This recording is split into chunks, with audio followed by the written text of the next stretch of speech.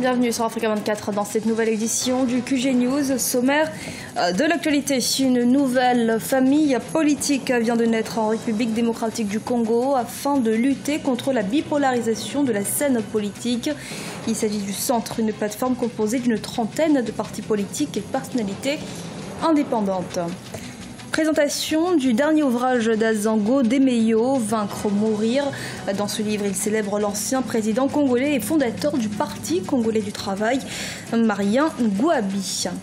Et l'Afrobasket Dames 2017 a livré son verdict ce dimanche. Le Nigeria s'est imposé face au Sénégal. C'est le troisième titre pour le pays qui avait remporté les éditions 2003 et 2005.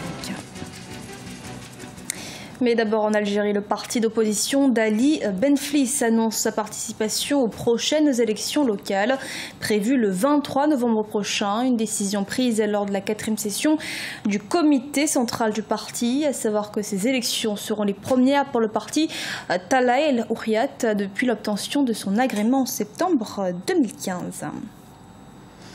Dans l'actualité également, une nouvelle plateforme dénommée Le Centre vient de voir le jour en République démocratique du Congo.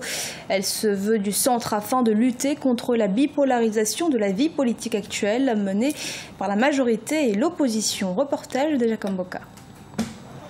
C'est une nouvelle famille politique qui vient d'être lancée à Kinshasa. Composée d'une trentaine de partis politiques et personnalités indépendantes, cette plateforme dénommée Le Centre se veut, comme l'indique son nom, ni de la majorité présidentielle, encore moins de l'opposition. Ces acteurs politiques estiment que la situation d'extrême pauvreté et d'insécurité dans laquelle vivent les populations en République démocratique du Congo ne préoccupe pas l'opposition et la majorité présidentielle, d'où la naissance de cette coalition des partis. Le peuple, lui, n'est ni de la majorité ni de l'opposition. Et ils ont été tellement déçus ces derniers mois, comme vous constatez. Et alors la solution, nous nous sommes dit, on peut leur amener cette solution en emmenant cette plateforme du centre et en intégrant leurs besoins, afin qu'ils y trouvent leur réponse à leurs questions et que nous puissions progresser. Le pays est pris en otage par l'opposition et la majorité qui estiment les membres du centre bloquent la situation qui affecte profondément le processus électoral d'une part et accroît de plus en plus la précarité des Congolais. Entre le chaos que nous proposent les schémas en cours, il y a une voie simple, celle de la raison, des recettes qui ont marché, celle du consensus républicain comme nous l'avions fait durant la transition. Ça veut dire trouver le moyen de démarrer effectivement un processus qui remettra sur le rail le processus électoral, le processus démocratique avec une implication de tous les acteurs de la vie politique nationale et un accompagnement technique et financier de la communauté internationale. Si la création d'une nouvelle plateforme politique est une preuve des libertés d'association et partis politiques en RD Congo, dans le contexte actuel, il faudra cependant trouver une réponse adéquate au comment sortir le pays de la crise politique qui a affecté tous les secteurs de la vie. Sur ce, le centre soutient la tenue des nouvelles assises politiques. La République démocratique du Congo compte près de 500 partis et formations politiques. Remaniement ministériel à Madagascar, c'est le 4e depuis le début du mandat du président Eri Radjonarimampiane. Un remaniement surprise et incompris par l'opposition qui y voit un gouvernement d'hésitation. De nouveaux ministres ont en effet été nommés après avoir été limogés quelques années auparavant. Sharon Kamara. 4e fois depuis le début de son mandat, le président malgache a procédé à un remaniement ministériel. Cette fois-ci, 6 ministères, dont celui des Affaires étrangères, des Transports et de la Justice, ont changé de dirigeant. Pas de grande nouveauté cependant, puisque la plupart des nouveaux ministres avaient déjà dirigé d'autres ministères. C'est toujours le signe qu'aujourd'hui Madagascar est dans une situation d'instabilité et que les discussions qui sont en cours pour la recherche d'une solution paisible, d'une pacification de ce pays-là, sont toujours en cours.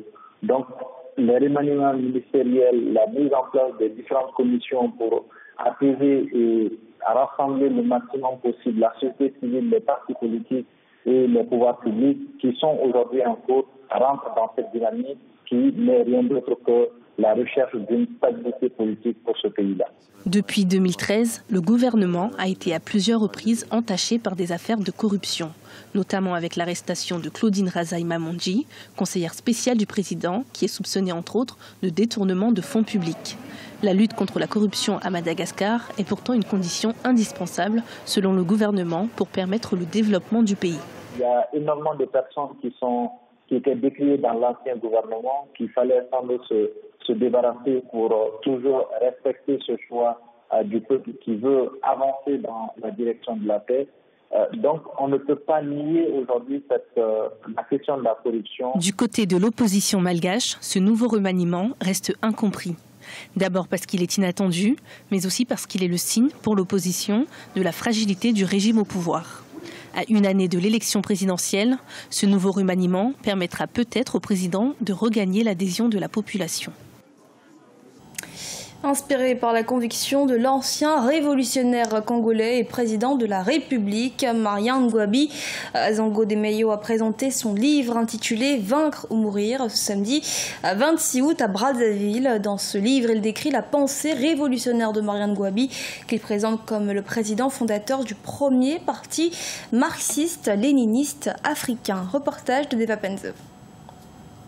Zango Demeyo a présenté son deuxième livre intitulé « Vaincre ou mourir » ce samedi 26 août 2017 à la mairie de Wenze dans le 5e arrondissement de Brazzaville. Publié aux éditions Lozaboussou, ce livre comporte 204 pages et 14 chapitres. L'auteur a dans cette œuvre voulu ressusciter la mémoire du fondateur du Parti congolais du travail, Marien Ngouabi, président du Congo de 1968 à 1977. « Vaincre ou mourir » est un cri de cœur lancé par Marien Ngouabi qui a accompagné sa politique, qui nous plonge dans une époque où on n'a pas eu d'accès, afin de connaître Marien Ngouabi, ce qu'il était, essayer d'emmener un peu sa politique du marxisme-léninisme à notre temps, afin de révolutionner l'Afrique qui est encore griffée par le colonialisme. Dans les 14 chapitres de ce livre, l'auteur est revenu, entre autres, sur le soldat du peuple révolutionnaire dans le chapitre 2, la fin de la révolution dans le chapitre 12, le héros de la révolution économique dans le chapitre 4, et s'est interrogé sur l'auteur de la mort de Marien Ngouabi dans le chapitre 11. Il a posé la question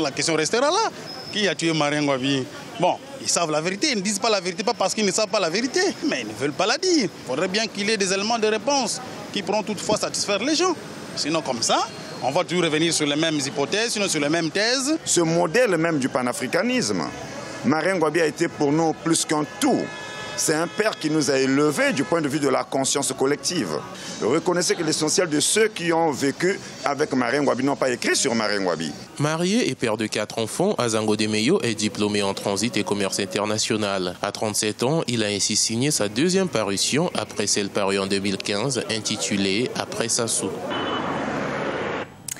La finale dames de l'Afrobasket 2017 a opposé ce dimanche le Sénégal au Nigeria dans la capitale malienne à Bamako. Les Lions se sont inclinés devant les D Tigers sur le score de 65 contre 48.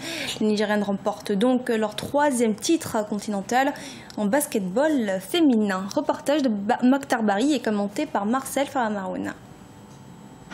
La finale de la 25e édition de l'Afrobasket féminin, disputée ce 27 août, a vu le sacre du Nigeria face au Sénégal. C'est la deuxième fois que les deux équipes se croisent dans ce tournoi. Le Nigeria, seule équipe invaincue du tournoi, s'est une fois de plus imposée face à des Sénégalaises pourtant dominatrices en début de rencontre. 65-48, le Nigeria s'offre ainsi un 3e titre continental à Bamako, au palais Omnisport Salamatu Maïga. C'est un merveilleux sentiment. Nos joueuses ont travaillé dur. Nous avons cru en nous et nous nous en sommes donné les moyens. C'est un grand moment de fierté. Je suis heureux pour les joueuses. C'était une excellente compétition. Il y avait de très bonnes équipes. Le match final contre le Sénégal était un match difficile. Dans l'ensemble, ce tournoi était vraiment réussi. Beaucoup d'équipes ont été redoutables. Aucun match n'a été facile, même si le score dit le contraire. Nous avons dû nous battre pour chaque match. Le Mali a été très difficile. Nous sommes arrivés en finale et nous avons battu le Sénégal et obtenu l'or. Les Sénégalaises se consolent avec le titre de meilleure joueuse du tournoi pour Astou Traoré, suivie de Evelyne Akator du Nigeria, Itale Lucas d'Angola, Léa Dong de Mozambique et Nanyuma Koulibaly du Mali. Que nous sommes déçus du résultat. Et moi, je suis très content, très fier de mon équipe. Ces braves joueuses-là, pendant Pendant les 2 mois de préparation, pendant tout le tournoi, ils ont montré beaucoup d'envie, beaucoup de détermination.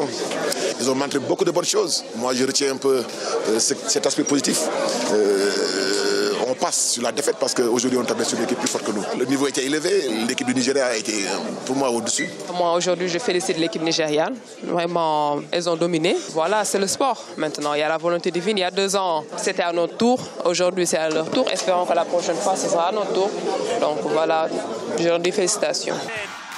Le Mali a remporté le match de la 3e place en disposant du Mozambique 75-52. Le Nigeria et le Sénégal représenteront le continent africain à la Coupe du Monde de leur catégorie en 2018 en Espagne.